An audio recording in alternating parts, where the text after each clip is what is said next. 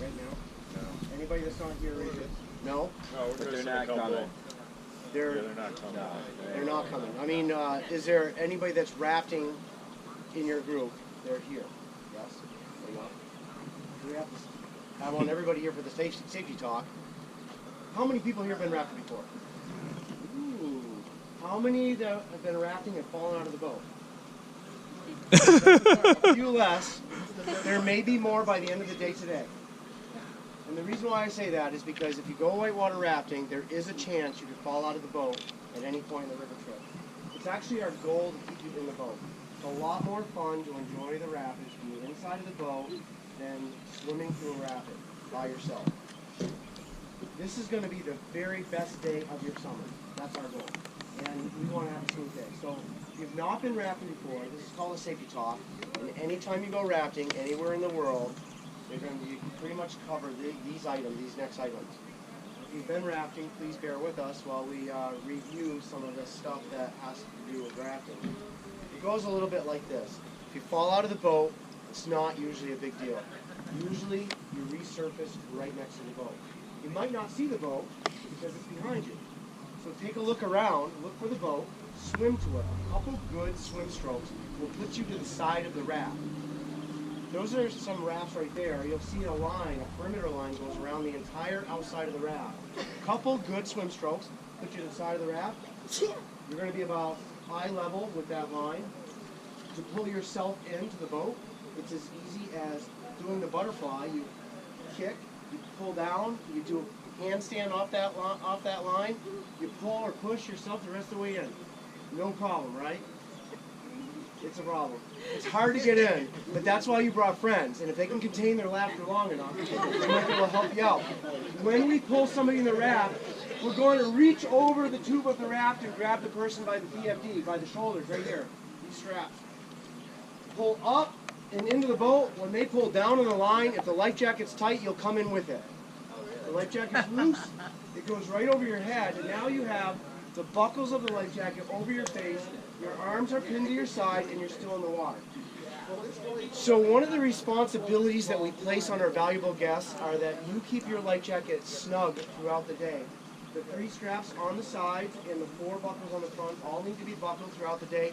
The guides may periodically remind you to buckle them, but it is your responsibility to make sure that that fits properly. After you've been, if you have any questions, please ask them. Also for equipment, may I borrow your paddle? Obviously, we have this. This is kind of how we get down the river, but it's more than that. It's an extension of yourself. And if you fall in the water, you can reach the T-grip right in towards the raft. And if your friends like you well enough, you know, they'll pull you in. Or if your friend is in the water, you can reach the T-grip right out to them. If they come up gasping for air, this is when you put it in their mouth and give it a quarter turn, and then you got them. No, don't, you know, but use this, but try not to hit anybody in the face with it. We also have throw bags like this. This is called a throw bag, throw rope, throw line. It's got a lot of different names, but this is what it is. 75 feet of lines in this bag. If you're separated from the raft, the guide may decide to throw the bag at you. They're probably going to make eye contact with you and yell rope and throw it right over your shoulder. If in a perfect world, it's draped on your shoulder and the bag's a little bit beyond you. But it's not a perfect world, is it? So, can I toss this to you? So you're hanging onto the bag. You're 25 feet away from the raft. That means there's 50 feet of whitewater fun still left in that bag. So unless you want to go for the full 75-foot experience, grab the line closest to the guy. Now we can haul you in. Perfect. If you'd like to get not feel like a fishing lure, you can flip over on your back and get pulled in backwards so you get a pocket of air as well, too. But that's not so important. We also have kayakers on the trip today. The kayakers are working for you. They kind of act as like an equipment picker-upper. Drop your paddle. If they can find it, they'll bring it back to the boat. Maybe you're in the water and maybe they're in the vicinity. So the kayaker may paddle up to you and start acting like a swim coach.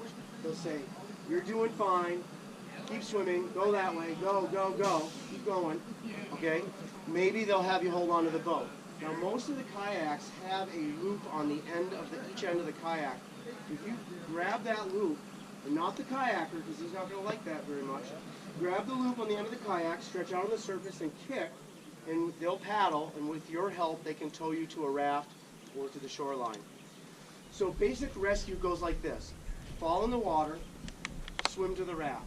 T-grip for a little extra reach, throw bag out to 75 feet, and a kayaker is in the river with you for your moral support. But that's not the most important part of the safety talk. It's actually the next thing I'm going to say.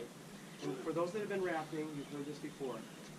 Please do not stand up in the middle of a rapid. Do not plant your feet on the river bottom.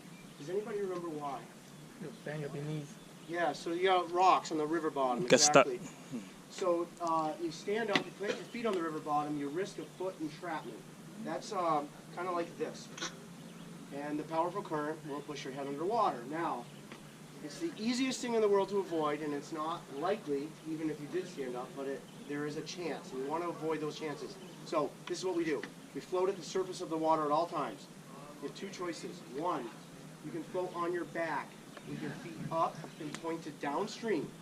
That way you can push off of any rocks that are coming at you. You can see where you're going. That is called the passive swimmer's position. Now it's the passive swimmer's position that we want you to do anytime you're not sure what to do, anytime you're in a rapid and you realize it's shallow, or you're about to go over a drop. Yes, this is horizon line rafting. The rapids are steep. So it's basically the geology. It's like ledges, okay? So today, the guides are going to tell you where to swim in the event that you fall out of the boat. They're going to say something like this. The next rapid is called Fluffy Bunny. In Fluffy Bunny, if you fall out, swim to the right. Right? Maybe because there's a hazard on the left, or maybe because right around the corner from Fluffy Bunny is Niagara Falls. And why would you want to float on that lazy river like a starfish when you can easily swim to shore between the two rapids? Okay? So that's called aggressive self-rescue, and it's basically actively swimming in whitewater. It's like swimming in a lake, a choppy lake or an ocean. It's not that hard to do, and it's pretty easy. So these three things I need everybody to remember. One, please do not plant your feet on the river bottom. Don't stand up, okay, when you're in the water. Passive swimmer's position is on your back with your feet up and pointed downstream. That's the industry standard. And finally, aggressive self-rescue is just actively swimming in whitewater. If you have any questions, ask your guide. Now, it's our goal to keep you in the boat throughout the day, and it's likely that everybody here will be in the boat all day long. Okay, so